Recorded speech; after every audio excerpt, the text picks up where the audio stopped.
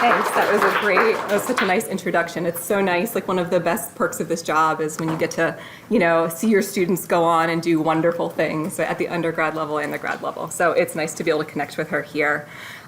So I'm really excited to be able to share this work with you today.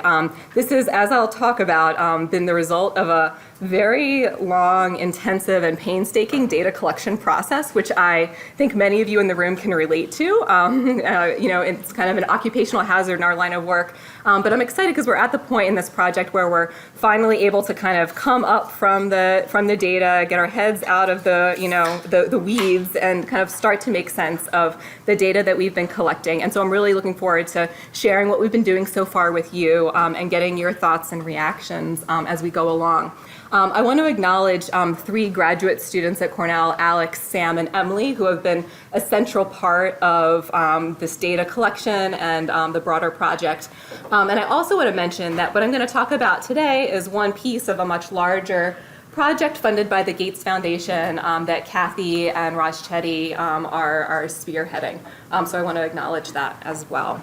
I also want to say I have this awesome fashion accessory on my foot here. I'm going to do my best to stay standing for the whole hour, but if I end up moving around or doing weird things, just bear with me as I go through with this. So today what I'm going to talk about is what we're calling a place-based turn in federal policy making that we argue has been occurring for roughly the past 25 years or the past quarter century, but has been happening kind of quietly and behind the scenes in many ways because it's been distributed across different silos of policymaking agencies and federal agencies. And the academic research on these issues has also likewise been fragmented into distinct silos that examine specific policies or specific domains like housing or economic development or health in isolation from one another. And so what we're trying to do here is pull together a broad array of different data sources to look at this collective, what we're calling place-based turn in federal policy. Tell us a little bit about the scope of investment that's happened over the past quarter century, a little bit about where the money has been going to and where it has not been going to, and start to tell you a little bit about to what effect and what have the consequences been, particularly for the disadvantaged communities where this investment has been concentrated. So before I go on that journey with you, though, I want to take you back in time and just ask you to think back a little bit. If you were old enough to remember the 1990s, I've started to realize that I need to do this one because I know for all of you who teach undergrads, are there any current undergrads in the room? Right, some of them weren't even born in the early 90s now, and so every year that I'm teaching, I feel older and older, as the students get younger and younger. And so I'd like to take a moment just to acknowledge that, especially for the grad students, other people, for many of you, you were publishing actively, and this is going to seem like just yesterday, but for others, it might seem long ago, or you haven't reflected on it. But if you think back to urban America, around the 1990 and the close of the 20th century, conditions along many dimensions in urban America were pretty grim. Crime rates were at their historic highs. Concentration of poverty was at its peak for that time period. Decades of depopulation had been occurring in urban centers around the country. And all of these factors were kind of working together in a perverse cycle to kind of create somewhat of a downward spiral in terms of social conditions. Now, of course, I don't want to over-dramatize this either. There are many positive things happening within communities, many people working very hard to restore dignity and resources for their communities. But at the same time, these issues, it was becoming increasingly aware in the academic community and in the broader public that poor and minority residents were bearing a disproportionate share of these social ills. And if you look at these Gallup polls and other public opinion surveys from the time period, conditions in urban America were consistently ranked among the top in terms of what are the most important problems facing our country kinds of questions. So there was increasing recognition and kind of political will for something to start happening in urban America around the early 1990s. Now, of course, as many of the people in this room have shown through their research, and many other sociologists and policy researchers, federal and local policies played a key role in creating these conditions of concentrated poverty over the course of the 20th century, and even going back earlier, right, to the founding of our country and the basis of slavery. So there's a long history of policy being deeply connected with these issues. I've only listed a few, and they ranged from the federal to the local and everything in between. They touched on housing issues related to discrimination in the mortgage market and in the housing search process, the siting and funding of public housing. It touched into tax policy and the disproportionate benefits that we provided to suburban homeowners relative to urban homeowners, and the racial dynamics that played out with tax policy as well.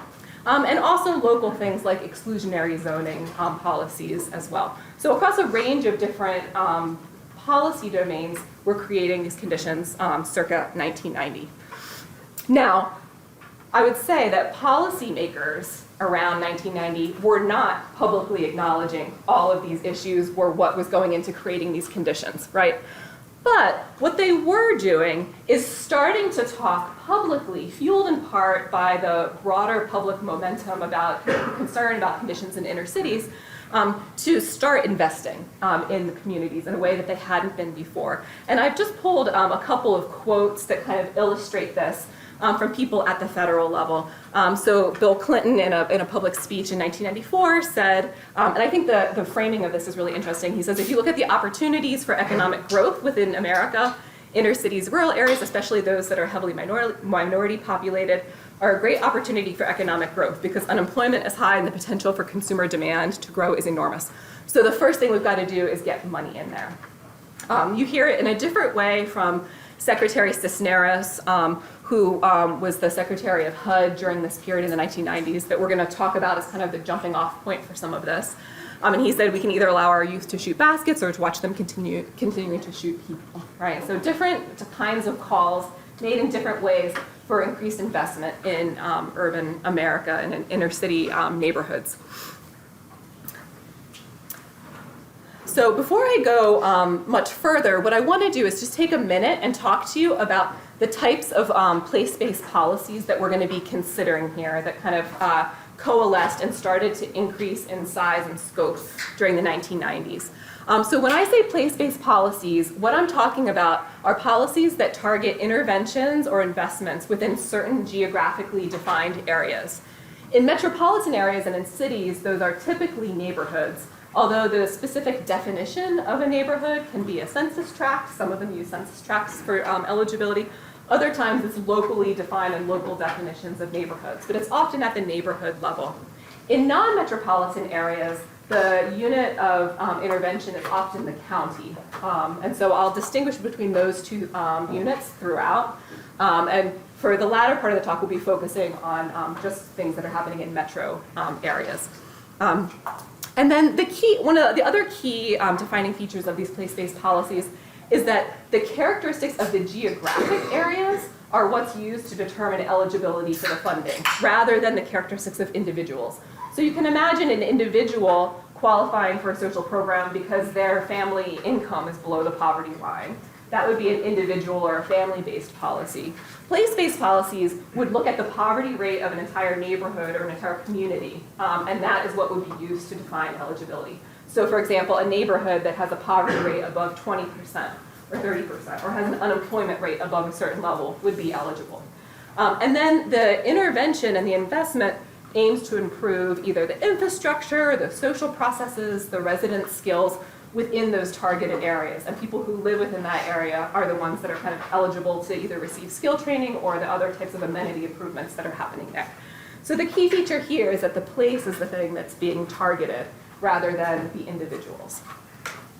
I should also say you should feel free to, there's a couple seats up here for people who are sitting in the back, and ask questions at any time. I am a sociologist by training, but I'm in a department with mostly economists, so I'm used to questions throughout. So please feel free. It's very welcoming to me now. It's like my socialization after 5 years.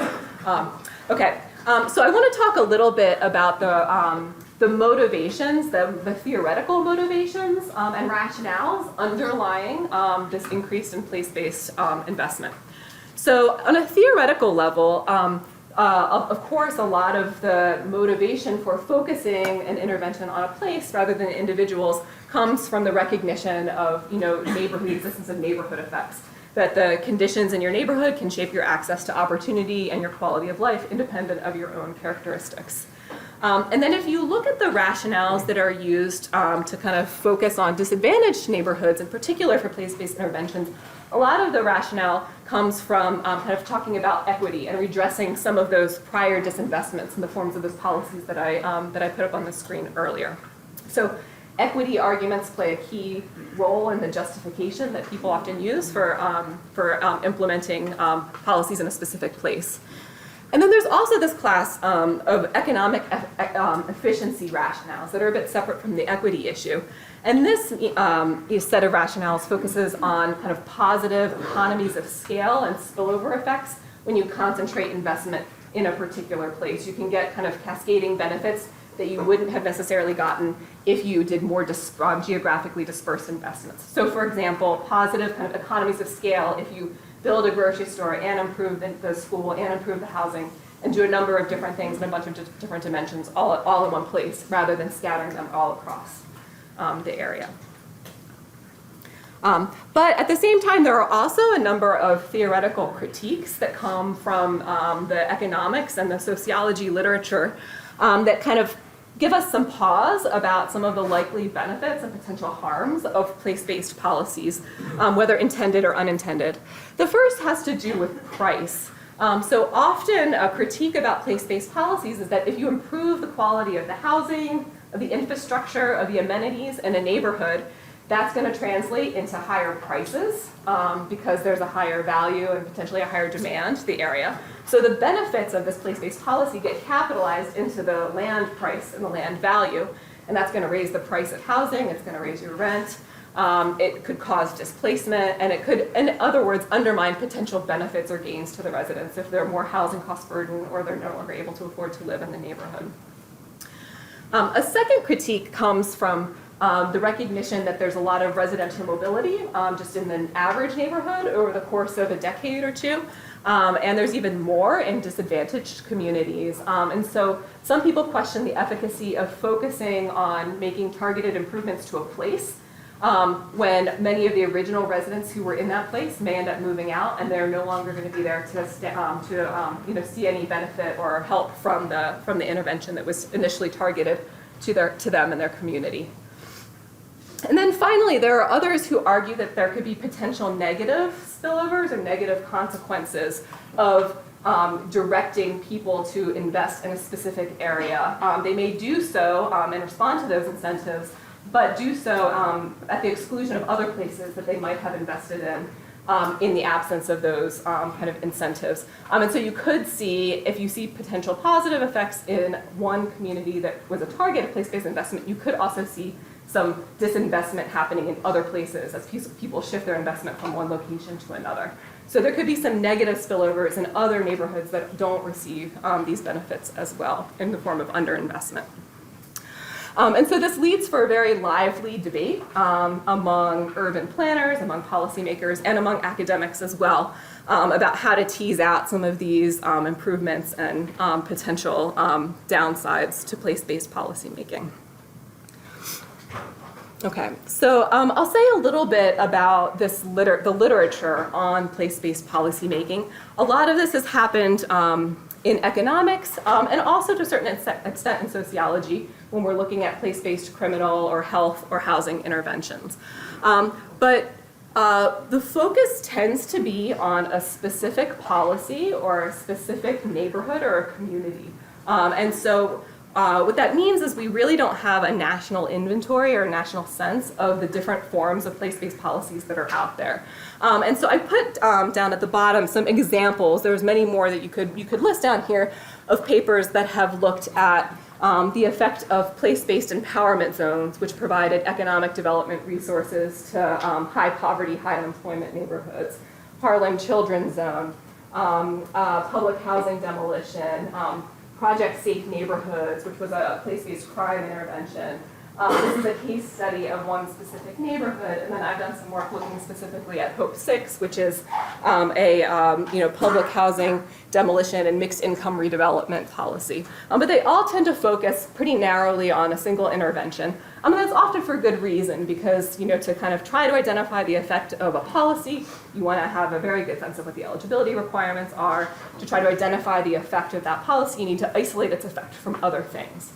And so that narrow focus, I think, has been for good reason. However, the downside is, and this is something that I've seen as I do field work in many of these communities, when you go into a community that's experiencing, for example, public housing redevelopment, you often see that they're also getting a lot of economic development money. They're also getting a new health center. They're also getting investments in their local schools.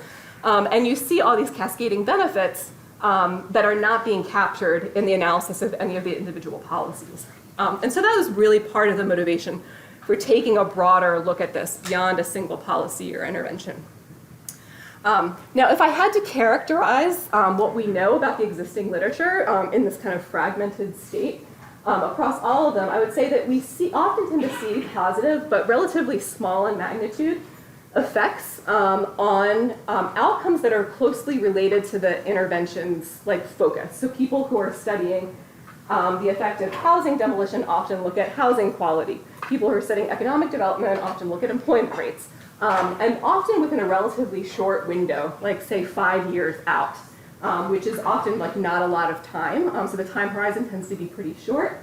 And we do tend to see short run effects, but they're usually pretty narrowly focused on a single outcome. So we don't have a broad sense of collectively the costs or the benefits of these policies. There's also been some work looking at the effect of these policies on displacement, so whether low-income or minority residents are more likely to move out or fail to move in after the interventions. And that evidence is really, I just have to say it's mixed. It's all over the place in terms of what people are finding. Part of it, I think, is people are measuring different things in the literature. Sometimes people are looking at residential displacement, so are people moving in or out? Sometimes they're looking at cultural displacement. Are different amenities and neighborhood institutions being replaced with other types? And also this issue of direct versus indirect displacement. So direct displacement is if your out migration rate is higher. Low income or minority residents are more likely to move out of the neighborhood at higher rates than they would have beforehand or in comparable places that didn't get the intervention. Indirect displacement is who's replacing people conditional on moving out. And there's more evidence of a more indirect form of displacement than direct for many of these policies. But so that literature is still, I think the jury is still out there. There are a few notable examples of places that have kind of really succeeded in making broad, comprehensive community change that had all of these multiple overlapping investments that I mentioned before. But they're really kind of exceptional cases that haven't really been replicated more broadly. So there's still a lot of question about what the special sauce is in some of these communities and whether it's replicable in other contexts. And to be clear, some of the place-based policies that are in our sample are policies like Promise Neighborhoods that's an attempt to scale up and replicate the Harlem Children's Zone, for example. So in the end, kind of our takeaway from this literature is really that we still kind of have a complete picture of how much of this place-based investment has occurred, where it's occurred, and to what effect. And so I'm going to try to talk through these three aspects and what we're finding so far on these fronts. Okay, so what we do in this study is we try to take a national inventory of federal investment over a quarter century. So we do this bound up between 1990 and 2015, when place-based policymaking was implemented with renewed vigor. And I say renewed because there have been periods of history, such as urban renewal, periods even dating back earlier, where the federal government has made significant investments. But we argue this is a new and distinct period with distinct programs that are defining them. And the key innovation here is that we're examining this investment across distinct silos of policymaking, across different federal agencies. And also these are silos that we have in our research as well. And then we're going to examine the uneven geographic reach of these interventions. And here, the key thing that was the bulk of the work involved in this was linking this longitudinal investment data to specific counties and specific neighborhoods that received them. So it's very easy to go online and figure out, for example, how much funding total over the course of a year or many years one of these programs received, but to actually link it to the specific neighborhoods that got the investment is much harder to do and much more time and labor intensive. And so this just basically involved us being very annoying to a lot of different federal agencies over a period of time. And we're pretty happy with the results that we've had, to that effect. This is one of those cases where you spend years doing something and then it gets reduced to like a bullet point on a slide, and you're like, oh my god. Okay. And so what this allows us to do is it allows us to identify counties in non-metro areas and, everywhere, and then neighborhoods within metropolitan areas that have received multiple overlapping investments that translate into, and we'll show you this, millions and sometimes even billions of dollars over this time period. And then today we'll talk about how we're starting to assess the consequences of these interventions for places, taking this place-based approach, and eventually we're working on doing this for the individuals living there as well. And I'll say a little bit about that at the very end. Okay, so data. So as I mentioned, our data sources, again, one bullet point for this crazy thing, public records of federal agencies. So this is information that applicants either have to submit at the time that they're applying for a grant, so you can get it in the grant application documents, or that they're required to report on during their compliance and reporting periods after they've received the funding. Sometimes it's very easy to find. You can go online and find it. It's already publicly available. Other times it's not as easily available, but it's all part of the public record. We focus on the time frame 1990 to 2015 because, as I'll show you, there was comparatively little investment prior to 1990, and the records are just kind of very incomplete. Nothing's digitized. It's been lost in a filing cabinet in the bottom of HUD or something. It's usually annual amounts. Sometimes we know the total amount over a period of 5 years, and we have to kind of smooth it within that, but it's often annual.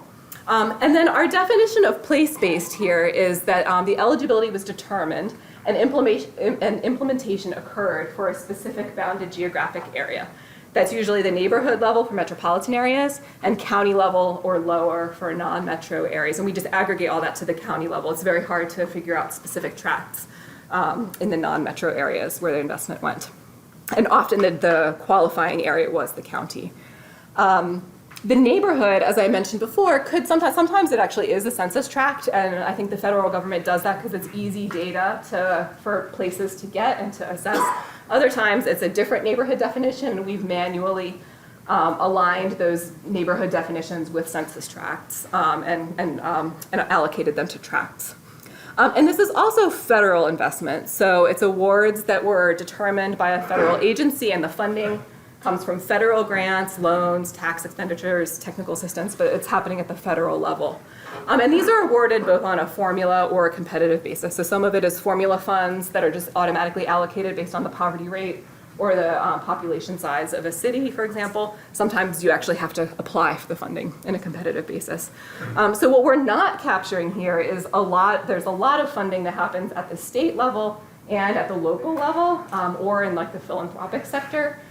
Those things we're not focusing on here. So this is the tip of the iceberg in some sense of this. Okay, so let me give you a sense for the types of policies that we identified in this place-based kind of category. So we identified these things by looking at annual budgets, by talking to people who either are currently or formerly were in these agencies at the time when the policies were being put into place, and scouring a lot of public records. And we kind of got maybe 150 or so contenders, and then kind of narrowed them down based on the criteria before to 51 in total. And I've listed here in a couple of different buckets the ones that kind of got the most in terms of dollar amount. So these are the biggest ones. So for housing, we have things, and I'm just going to give you examples of these.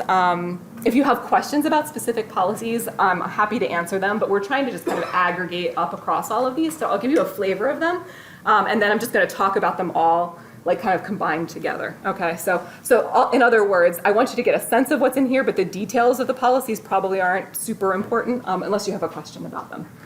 So for housing, we have things like the low-income housing tax credit, which offers kind of incentives for private developers to build and construct affordable housing. And they get a bonus for doing so if they do so in what's called a qualifying census tract, which is a census tract that basically has a high poverty rate, of like 20% or more. Hope 6, which I mentioned before, which was public housing demolition and mixed income redevelopment. Choice Neighborhoods was the successor to Hope 6 that continues to do redevelopment of HUD-funded and owned properties. The Neighborhood Stabilization Program, which came out during the recession and focused on places that had high levels of foreclosure and other indicators of distress, and some others as well in that category. Then another big category is economic development, place-based economic development funding. And these typically targeted neighborhoods that had high poverty rates and or high unemployment rates. And this class of funding, across almost all of them, I think, provides funding in the form of tax incentives and other types of perks for private investment in high poverty, high unemployment communities. And that comes in the form of building new businesses in the communities, providing financial education and job training to people who live in the neighborhood, and incentives for hiring residents of the neighborhood in those businesses. So it's kind of economic, wide economic development, the construction of new businesses and new initiatives, and also kind of resident skill and job training. And then finally, and these are the two largest funding-wise in terms of amounts. And then here I have a class of a couple of different things. The first are place-based crime interventions, and so these often targeted, again, distressed communities with targeted forms of policing and also kind of community development to reduce crime. Then there are actually relatively few federal place-based education interventions because a lot of education funding happens at the state and local level compared to some of these other domains. But one significant one for education is the Promise Neighborhoods Initiative, which involves partnerships between schools and surrounding communities to promote educational attainment and community health more generally. But that one's out of the Department of Education. And then there's some health ones, and the kinds of health ones that we have in our sample are things like federally qualified health centers, which are constructed in places that have high infant mortality rates, lack of primary care doctors and the like. Healthy food financing initiatives targets grocery stores and food deserts. And then we also have this final class of things that are kind of like multi-dimensional. And these aren't easily classified like in one or the other. They include a combination of these things and don't neatly go one or the other, or they're kind of focusing on something else altogether. So that's kind of the range of things that we're talking about here. Okay.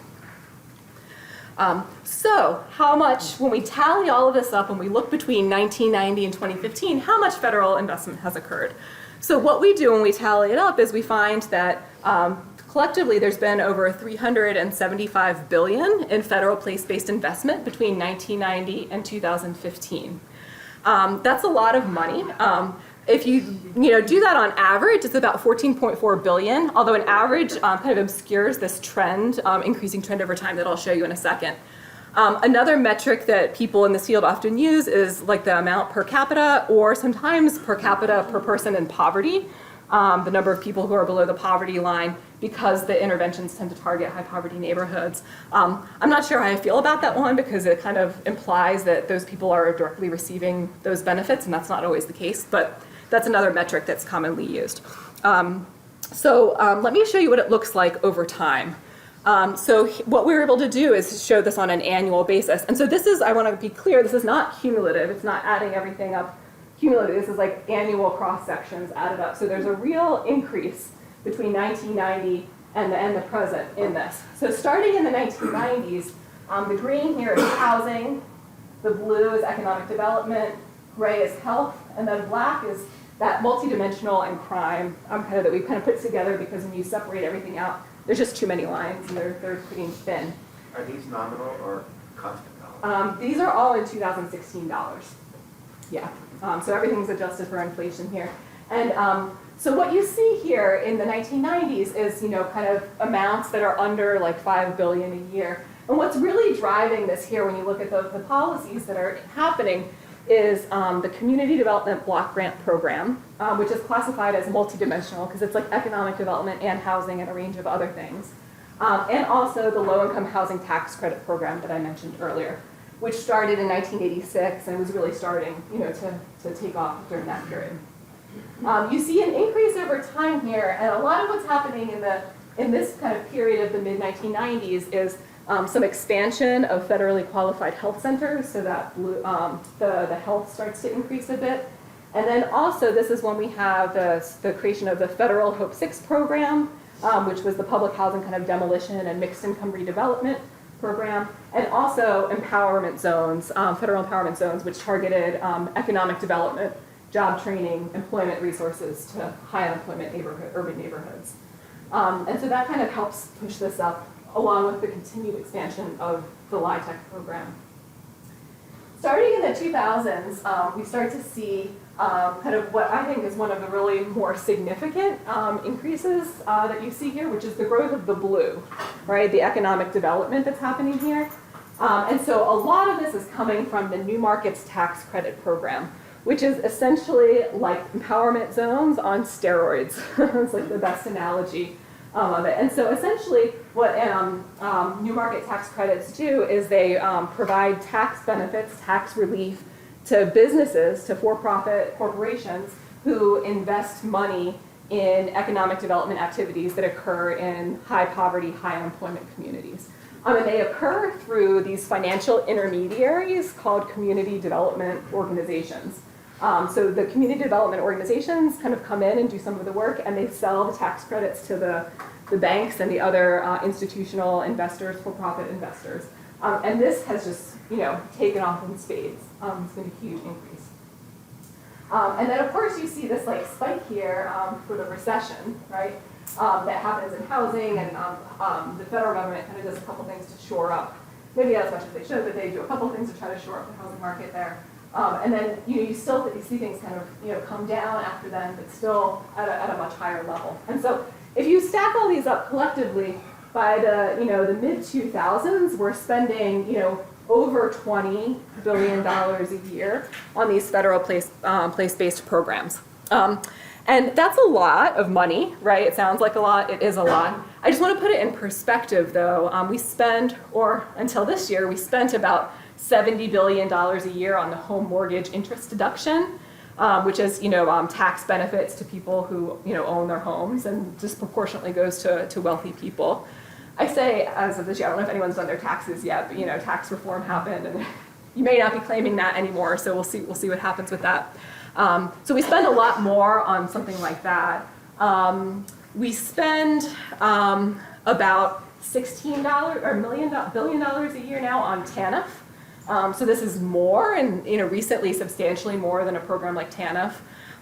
The thing that I could find that was closest in like total size to this, like around the $20 billion mark, was the National School Lunch Program, which provides funding for millions of public school children every year.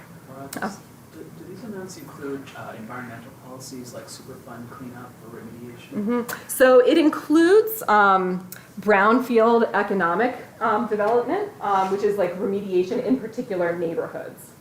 Yeah. And super funds are usually in that category. Yeah. Okay. So the next thing I want to show you, and I apologize, this is small, so let me tell you what it says. Is I want to show you what this looks like across metropolitan, micropolitan, and rural areas. So the black line is rural areas, the blue line is micropolitan areas, and then the green is the green dot that you probably can't tell is even green is metro areas.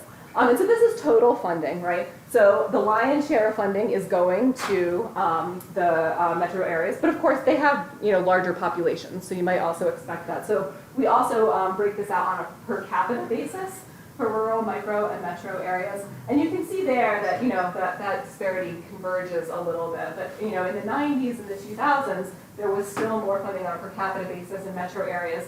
But that's leveled off in recent years, and there's been a continued increase in new programs and new eligibility for rural areas. So place-based rural development has really had a different historical trajectory and has taken a little bit of a different trend and has peaked more recently. Okay, but of course this is like per capita pooling across like every person in all metro areas or all rural areas. And one thing that we're able to do with these data is to actually drill down to the specific places. So I want to show you that next. Okay, and so here's like our labor of love after many years of data collection at the county level. So this is pooling across the whole period, 1990 to 2015, per capita place-based funding for each county. And so darker red equals, greater per capita funding here. And so there's a couple of things that stand out here. One is if you look at total funding, a lot of it's concentrated in major metropolitan areas, of course, because those population centers are larger. When you do it on a per capita basis, you actually see a bit more variation and heterogeneity occurring across the country. So you see investment kind of concentrated in the West, and then also some very interesting pockets like Mississippi, has a lot of this happening, and some interesting stories about that I can share later. And also kind of like in the North, part of the country, some of these places. And a lot of that tends to come from this place-based economic development work, and the housing funding tends to be a bit more concentrated on the coasts. So there's a lot of heterogeneity across counties. But one thing I also want to note, this bottom category, this is like in quintiles here, but includes 0 here. Only about 2.5% of all counties in the country got no place-based funding during this time period. So almost every county in the country is getting something, right? Many of these amounts, if you did this on a per capita basis, are relatively modest. And so there's some that's like heavily concentrated, over $1,000 per capita in these kind of like, medium and dark red areas. Hey, Laura. Yeah. That last bucket is a big one. Yes. Help us just figure out, like, of that category, how much is, over 25K? Just can you break that down for us? Yeah. I will actually show you the highest spenders next, and maybe that will help a little bit. So these are the counties that have the most place-based funding over this period, total funding, and then per capita. So on the total funding side, you will see, of course, a lot of the big population centers, as I alluded to before. LA, Cook County, New York County is Manhattan, Miami-Dade, Philly, Harris, I think, is Houston, Boston, Bronx, District of Columbia, Detroit, right? And then, you can see this translated on a per capita basis, too, so you can see some variation there. At the per capita level, there's a different set of places that emerge and rise to the top. And I have a lot of really great stories about. Does anyone know of Tunica County? Yeah. So there's so this is a county that was infamous in the 1980s for being like the highest poverty rate county in the country. In 1980, federal officials went there. Jesse Jackson went there. There was a documentary about it in the 80s. It got a huge amount of place-based funding from 1990 on. And the trajectories in the place are, the poverty rates have declined by, enormous proportions. They've built many casinos. So there's a lot of kind of controversy, I think, about what the transformation has been for Tunica. It's a fascinating case study that I'll be happy to share a year from now when we're actually finished it. But it's a very interesting case. Another thing that I want to point out here is there's 2 places that come up at the top on both of these lists in terms of total and per capita. The first is Washington, D.C., and the second is Boston. And you can see in terms of these per capita levels, right, that some of these are quite high relative to these. Okay. So even though there's a lot of variation at the county level here that we showed in the map, and you can see in these high rates here, what we also find is that the vast majority, if you decompose the variation in this funding to like between counties or within counties, the vast majority of it, over 97% of it, is within counties. meaning that there's just a lot of variation among census tracts within the same county in terms of who is getting this investment. And so the next thing we're going to do now is zoom down to the census tract level. And for this, we're going to be focusing just on metropolitan areas where we're able to get, the funding actually went to census tracts that we can document. And so here we see the variation in place-based funding for census tracts. And what this just shows is the percent of census tracts in metro areas that fall into each of these different funding thresholds. And these are in, millions of dollars up to the top here. So the first thing is about 9% of tracts got no place-based funding over the period. And the kind of modal categories are these kind of moderate amounts of investment of, between 100,000 and 500,000. And then, there's a wide range of distribution here, but this is a big category here, right? Up to 100, and then over 100 million. There's 1% of tracts that can fall in this kind of extreme category. That have gotten substantial investment. And we actually, in this category, have a $1 billion tract. Does anyone want to guess? Any urban scholars want to guess what city the $1 billion tract is in? Is it Newark? No, it's not. Washington. No. Huh? Washington. Washington? No. We took a poll in our team about what this was going to be, and we were all wrong. But in retrospect, it made a lot of sense. So let me show you. The top one is in New Orleans, right? And so this isn't coming necessarily directly from disaster relief funding that's just for disaster relief. It's coming from supplemental funding that was made across all of these different place-based investments, to New Orleans in the wake of Katrina and other things. And so I'm not going to spend a lot of time talking about specific cases here, but I just want to show you that these high spending places are all happening, in the 250 million and up range, right? So this is a pretty significant amount going to a single census tract, right? A census tract usually has, 3,000 to 4,000 people living in it, right? So you can look up and see your favorite city, see if it's up there. I'm happy to share this. We're creating an interactive map now where you'll be able to scroll over and see, what's happening in your tracts and everything. Laura, but some of they're calculating 90 to 15, and population change has occurred over this 25-year period and not in the same direction.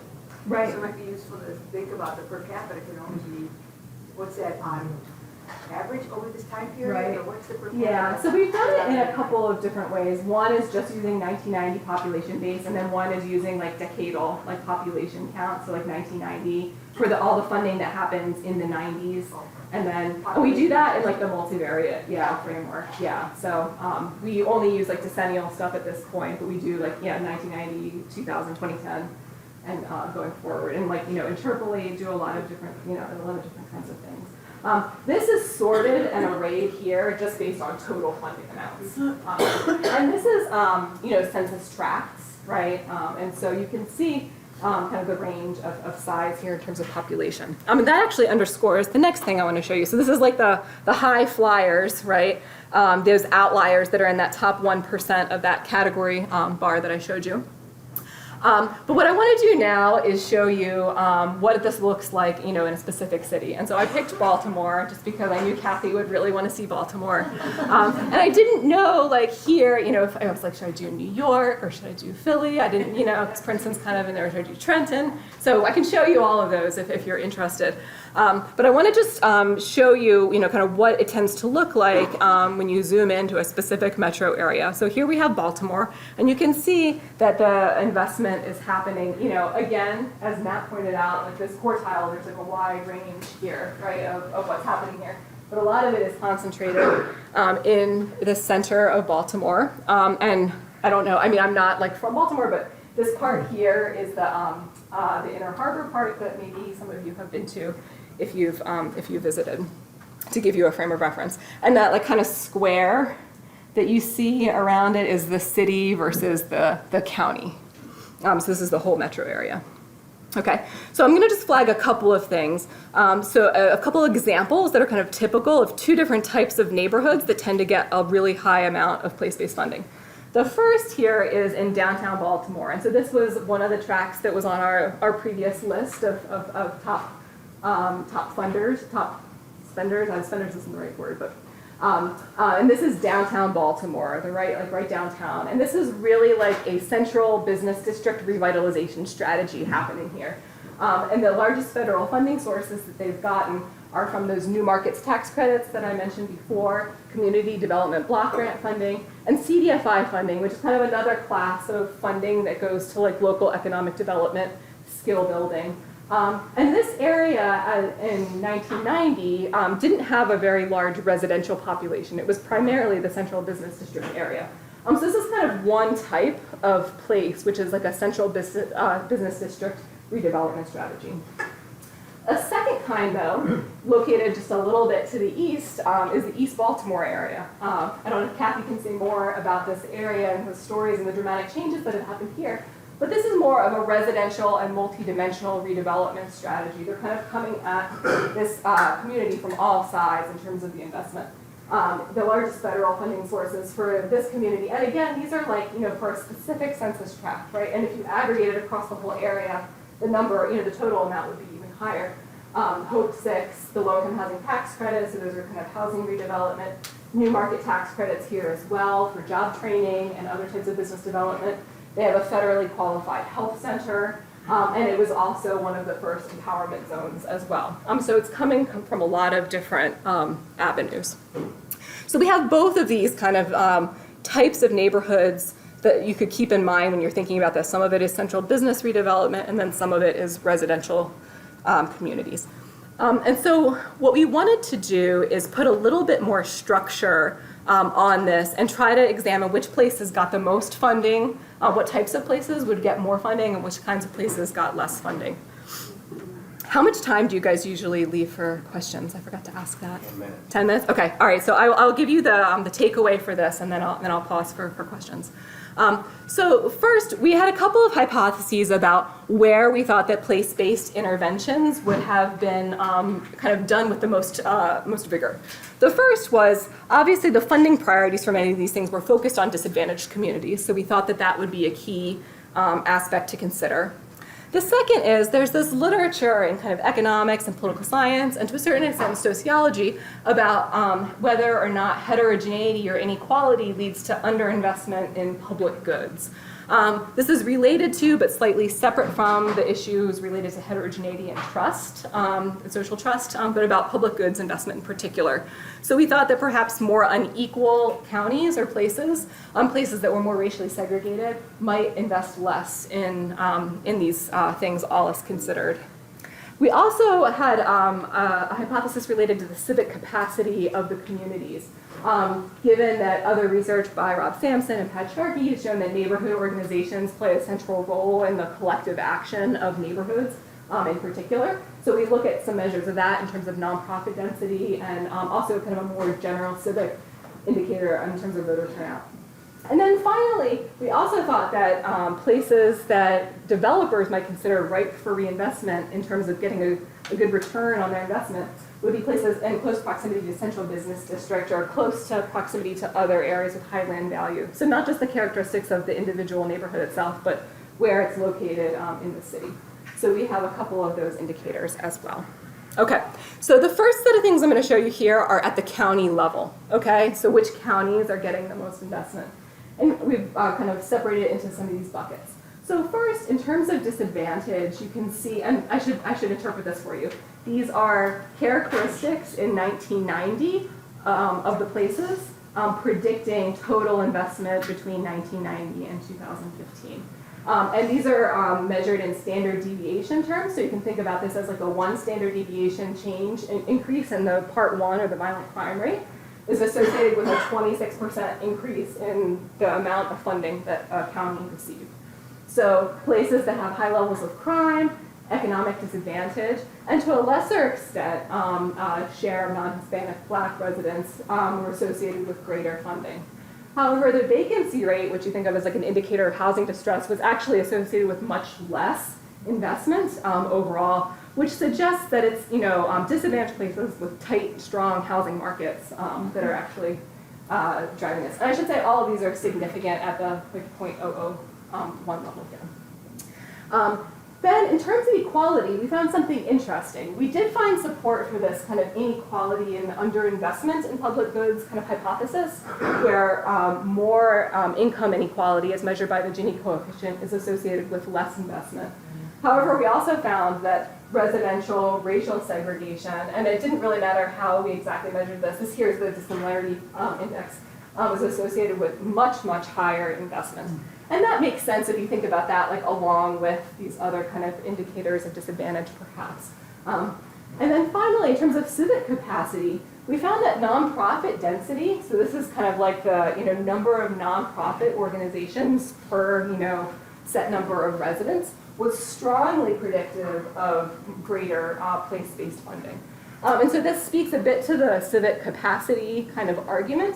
But also, I think specifically for place-based investments, many of these organizations are the organizations that are delivering and are the kind of central intermediaries for some of these funding. So they're actually, sometimes even evaluated on that capacity in their grant applications. But it's not just, civic capacity in general, because voter turnout, the most proximate presidential election, is actually associated with less investment. So it's something particular to the nonprofit density for these place-based policies. Okay, and then maybe the last thing I'll show you, and then I'll pause, is this is again drilling down now to the census tract level, and we find our equality and civic capacity measures are at the county level. We don't have those at the neighborhood level. So we focus on the latter two. The story is basically the same for disadvantaged. More disadvantaged communities are more likely to get more funding, with this exception of the vacancy rate again. And then we also find some support for this kind of gentrification hypothesis, or the fact that communities that are located close to places that have higher land values or that are close to central business districts, conditional on their own characteristics, are getting more investment as well. And we see that especially for proximity to the central business district, also in terms of proximity to areas that have higher housing values than the focal neighborhood. And also, this is statistically significant, although the magnitude is relatively small, places that are located closer to whiter areas, conditional on their own racial composition, are likely to get more investment. Okay, so I think what I will do is pause here in the interest of time, but I think what the takeaway that I want to leave you with here is that these federal place-based funding streams grew a great deal in their importance during the 1990s, and since the 2000s, they've had an annual budget that surpasses TANF and the National School Lunch Program. And so they're financially significant, but they've been kind of under the radar because they've been happening across these distinct silos. This funding reached almost all counties and most neighborhoods in the country, but at the same time, the funding was strongly skewed toward racially segregated counties and to the disadvantaged neighborhoods within them. It also went disproportionately to counties with large density of nonprofits and to neighborhoods that were located in areas that developers at least consider to have gentrification potential or appreciation in property value potential. Okay, so I will pause there, and I'm happy to take any questions that you all have.